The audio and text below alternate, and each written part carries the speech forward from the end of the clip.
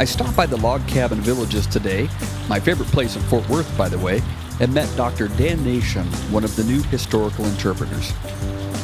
Yeah, I'm Dr. Dan Nation. I started here at the Log Cabin Village as a historical interpreter. Those are actually part-time city employees here about a month ago.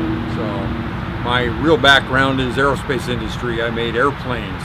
So now I go back to the 19th century every once in a while and start talking about log cabins.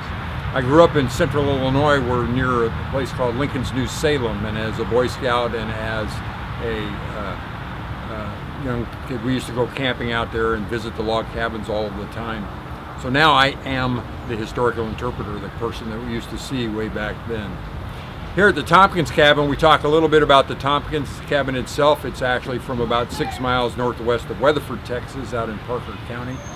It was built in 1853. The Tompkins moved in it in 1857 with 9 children.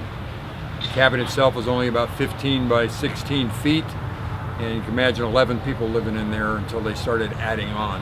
Eventually the cabin had 5 rooms. They added another log cabin and 3 frame rooms to it. John Tompkins was a very prominent Parker County citizen. He was a very successful farmer. He was a very successful horse breeder.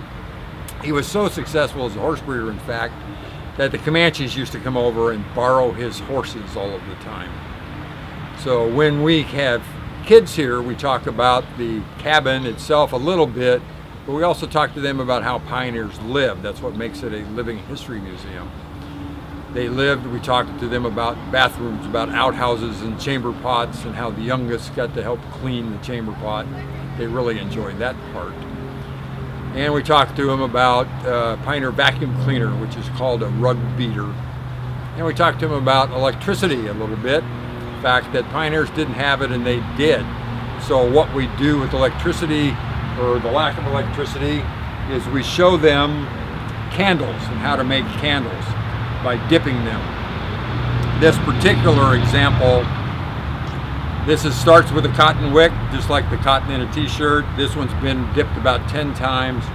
This one's been dipped about 25, and the actual real size candle's about 50. It takes about an hour to make a candle like this when it's cool. When it's hot, like in the summertime, you wouldn't even want to bother. And a candle made out of animal fat that takes an hour to make will last about 20 minutes when you're burning it. We have wax here that we use, and that lasts about 2 hours. So we go through that. It takes about 8 to 10 minutes to talk about all those things with the kids, and then we send them on to the next cabin. And I've run out of steam.